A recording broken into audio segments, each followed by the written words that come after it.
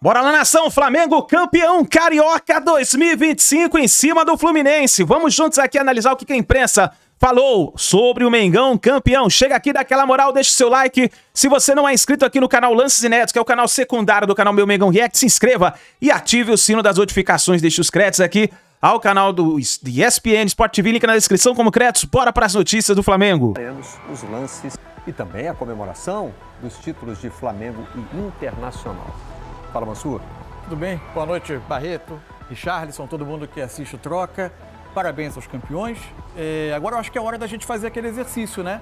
Ao mesmo tempo que a gente parabeniza quem ganhou, a gente fala um pouco das finais e tenta pensar um pouquinho no futuro. Não significa que todos os campeões estão prontos para o restante da temporada, com um caminho absolutamente pavimentado para seguir em frente. Acho que, inclusive, os que ganharam títulos mostraram algumas questões importantes que vão precisar resolver, e também não significa que os que não ganharam hoje estão condenados para o restante da temporada. Acho que tem bastante debate para a gente aqui nesse dia de decisões. E aí, Richarlison, tudo bem? Boa noite, Barreto, Mansur, a todos. Eu estou na mesma linhagem que o Mansur. A diferença é que eu acho que, na minha opinião, venceu quem mereceu, né? Dentro do campeonato que foi disputado, o Inter foi melhor, foi soberano lá no Gauchão, e o Flamengo foi soberano aqui no Carioca. Agora, que precisa ter algumas ponderações, algumas arestas serem aparadas, isso a gente vai discutir daqui a pouquinho. Mas, parabéns mais uma vez para o Flamengo e parabéns também para o Internacional.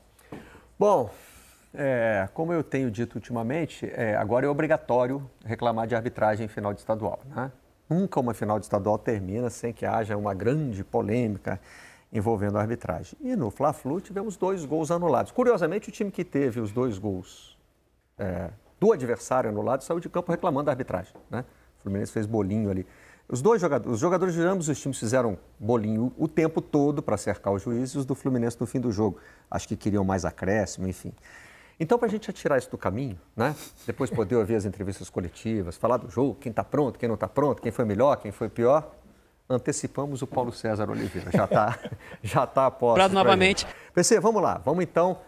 no Campeonato Gaúcho também, muita peitada, muito dedo na cara, tem toda uma parte disciplinar para a gente olhar, né? Mas agora vamos focar nessa decisão do Carioca, a começar pelos gols anulados. Boa noite, PC. Boa noite, Barreto, Mansur, Richarlison. Uma boa noite para todo mundo que está em casa acompanhando o Troca de Passes. Uma final bastante movimentada, com a arbitragem do FIFA Bruno Arleu. O Campeonato Carioca, que acho que a gente tem que fazer a avaliação do procedimento que foi adotado durante o campeonato, principalmente em relação à participação do VAR na competição. Houve um conselho técnico antes do início do campeonato e ficou decidido, com a aprovação dos clubes, que o procedimento do VAR nessa competição seria de mínima interferência, que eles só corrigiriam se houvesse erros claros e óbvios da arbitragem. Na linha do Paulista? Oi? Na linha do Campeonato Paulista. Na linha do Campeonato Paulista. Inglês, assim. O pessoal do VAR porque o Paulista foi um debate recente nosso no dia da questão do pênalti do Palmeiras e São Paulo. No Campeonato Inglês eu fico imaginando o pessoal do VAR com pints de cerveja, vendo o jogo, porque não vai ser chamado mesmo, né? É isso, na linha e... Mas hoje o VAR chamou, PC. Exatamente. E chamou para um lance que a gente teve grande dificuldade de enxergar. Você viu a falta chamada? Já estamos aí com essa disputa, né? No contato ali entre o Juninho e o Ignácio. Os dois estão se embolando. Quem tem uma primeira ação ali do contato é o defensor do Fluminense com o braço, o Ignácio. No momento que o Juninho está fazendo um papel ali, como se fosse de um pivô, de proteção, no momento que ele está caindo, ele tem um contato com a perna do Ignácio, mas a falta por segurar, por agarrar o adversário, de acordo com a regra, ela tem que causar um impacto claro no adversário, impedir o movimento do adversário. E para mim, a ação do Juninho foi uma ação ali de queda. Ele tem um contato ali com o braço na perna do Ignácio, mas ele não agarra, ele não segura a perna do Ignácio. Para mim, não houve falta. Os dois seguem no lance, né? Tanto o Juninho quanto o Ignácio. Isso, os dois seguem no lance. Tem uma reação forte da defesa, da área técnica ali, do banco de reservas do Fluminense. Pelos replays que o VAR mostrou, PC, parece que... Vamos ver se eu acerto o ponto, ó. Não sei se a nossa equipe tem como parar onde eu pedi, que nem você faz. Ou se esse lance do VAR é diferente. Aí, ó. Esse momento em que o braço, um pouquinho mais para trás, pouquinho antes, o frame Tô anterior, brincando de por favor. pessoa. Isso. Tá gostando? Solta mais. Olha lá. Aí. No momento em que o braço do Juninho engancha na coxa do Ignacio.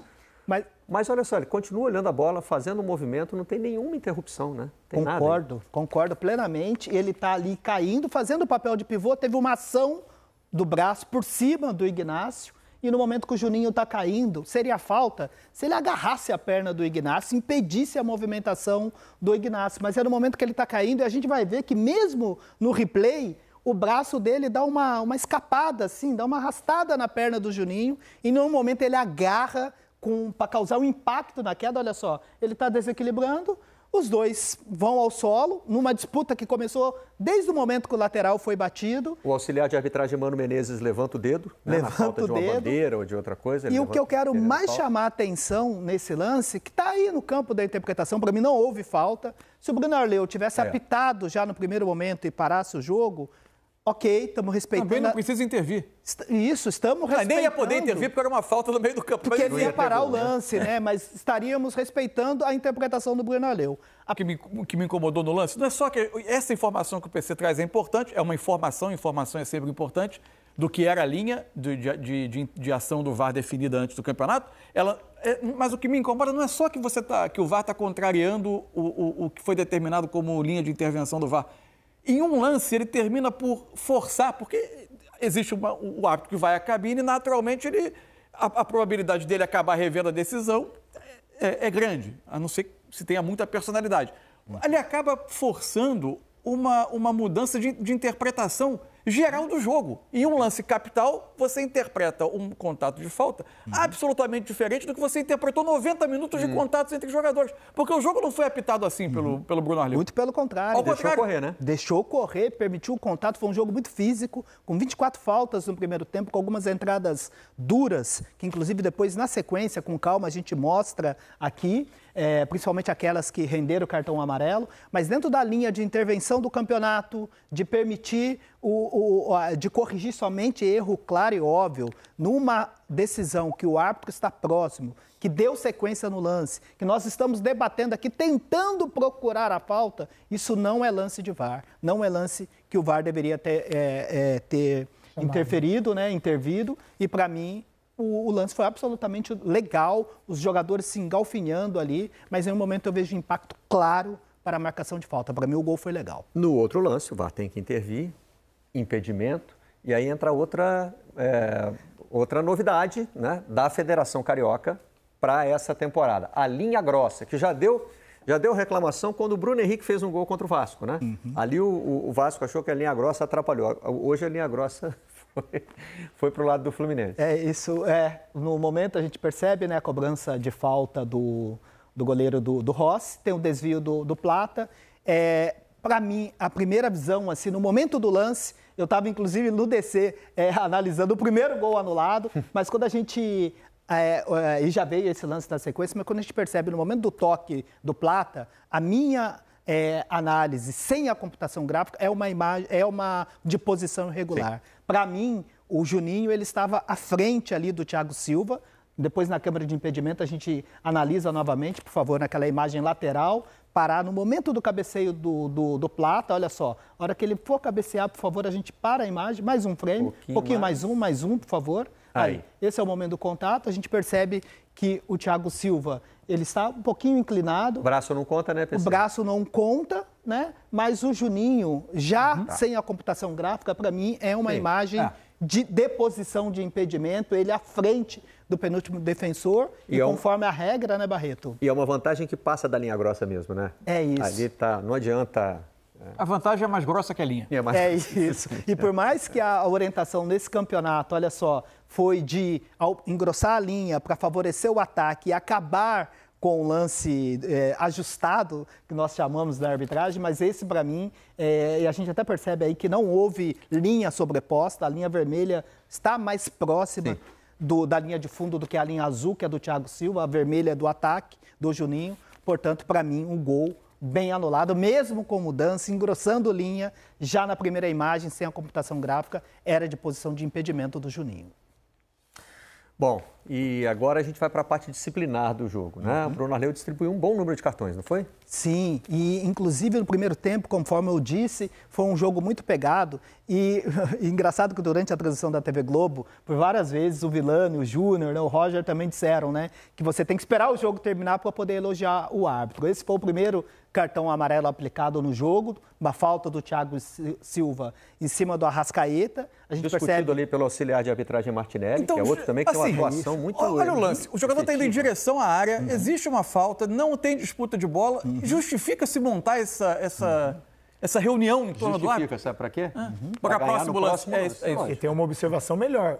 Quem cometeu a falta nem foi reclamar. Não reclamou. O próprio Thiago Exatamente. Silva já saiu e sabia que tinha feito a falta. tinha consciência ali da falta. O Thiago Silva, que como capitão do Fluminense, tem sempre uma postura muito boa, assim, na forma de conversar com a arbitragem, sempre de uma maneira bastante ponderada, mas a falta foi bem marcada, amarelo muito bem aplicado pelo Bruno Arleu, muito bem observado pelo Mansur, não teve disputa de bola, ele foi só no corpo do Arrascaeta, e aí o amarelo bem marcado, essa decisão correta do Bruno Arleu. Pegou uma parte física muito intensa, não deixou o Fluminense confortável em momento nenhum do jogo e conseguiu, por alguns momentos, ser aquele Flamengo que a gente se acostumou a ver durante algumas vezes no ano passado.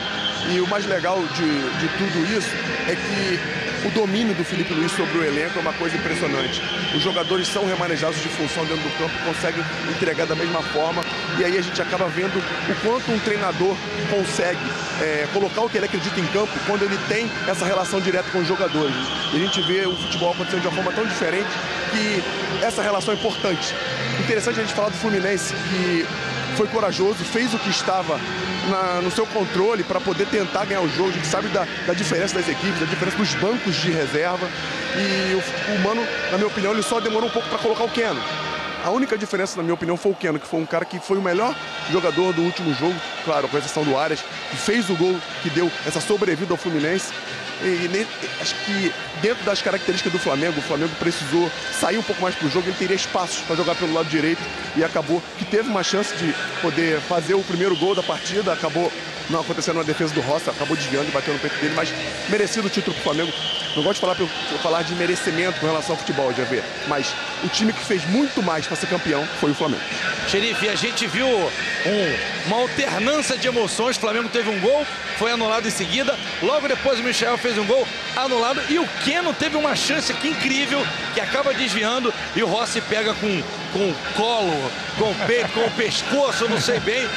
Bem a cara de um Fla-Flu, como a gente espera para uma final de campeonato. Né? Tem, e é como o Fernandão falou, né?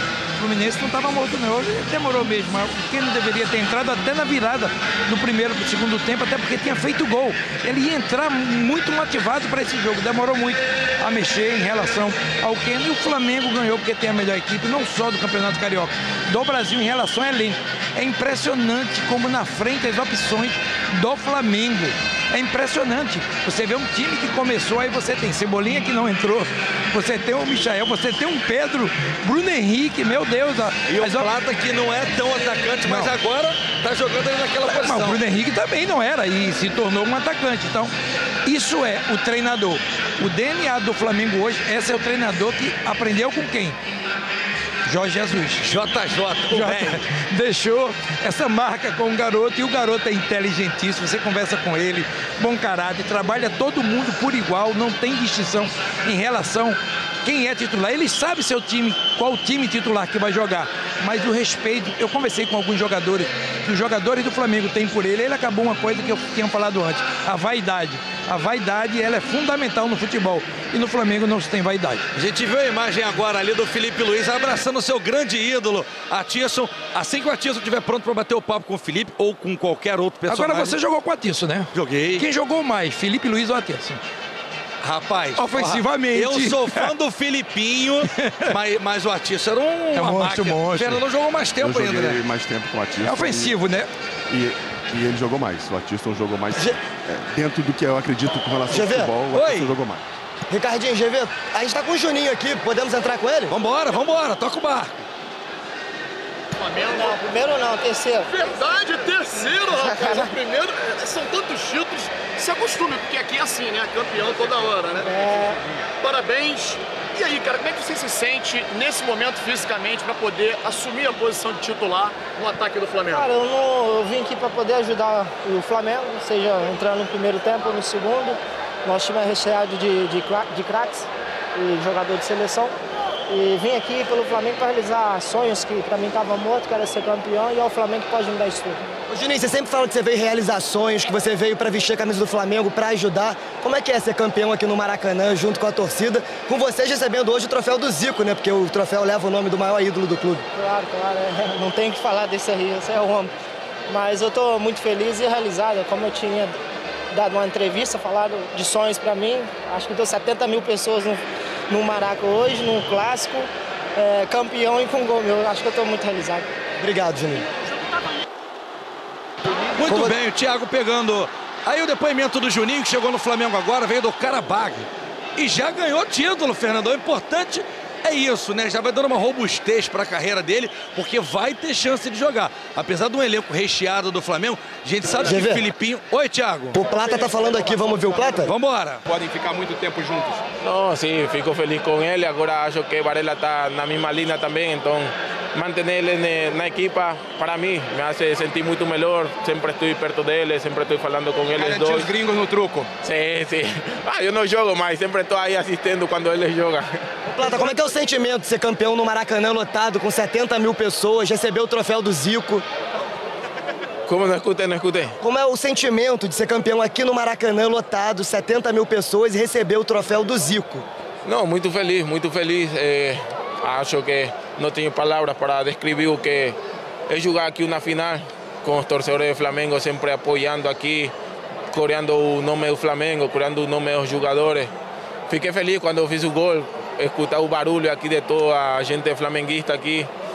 Lastimosamente anularam o gol, mas por esses minutos fiquei muito contente com isso. Tu quarto título campeão de Flamengo, como te sientes?